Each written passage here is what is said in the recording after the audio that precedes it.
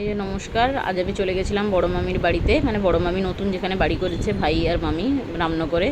তো এই যে বড় মামির বাড়ির চারপাশে কত গাছপালা লাগিয়েছে, কত শাকের গাছ, লঙ্কার গাছ, কত সবজির গাছ লাগিয়েছে। এই যে এই বাড়ি থেকে ওঠার পক্ষে যে সিঁড়িটা, এই সিঁড়িটা আমার খুব ভালো লেগেছিলো। মানে আগেও আমি গিয়ে দেখেছিলাম। তো এই যে বারান্দা থেকে আমরা উঠছি, এই দেখো কত গাছ লাগিয়েছে।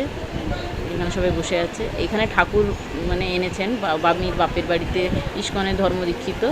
তো এই জন্য গোপাল ঠাকুর। এই যে মামি পুজোতে বসছে। এই যে মামির বাড়ির এটা ডাইনিং রুম, এটা একটা রুম, মামির রুম। এই যে আমার ভাইয়ের বউ দাঁড়িয়ে আছে, মানে পুজো হচ্ছে। এই যে আরেকটা রুম, এটা ভাইয়ের রুম। এখন একতলা করেছে, ওটা বাথরুমটা আর খুলে দেখালাম না। এটা রান্নাঘর। তো খুব সুন্দর হয়েছে মামির বাড়িটা, সত্যিই খুব সুন্দর হয়েছে। মামি একা অনেক কষ্ট করে করেছে। তো এখন আমরা খেতে চলে এসেছি। এই যে আমার ভাই সবাইকে খেতে বসাচ্ছে।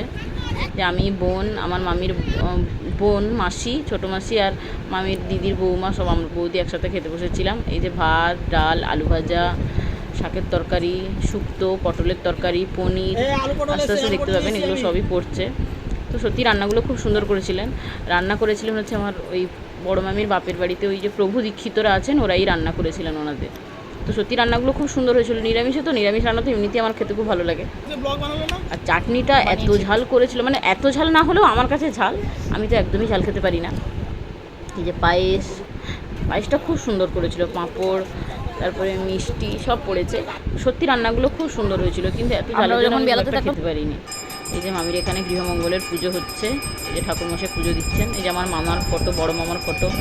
তো অনেক দিন আগেই মামা মারা গেছেন। তো মামার সত্যি মামা থাকলে বোধহয় এই জিনিসটা আরও অনেক সুবিধে হতো, বা হয়তো এখানে বাড়ি করতে হতো না, মামা যেখানে ছিল ওখানেই থাকতো।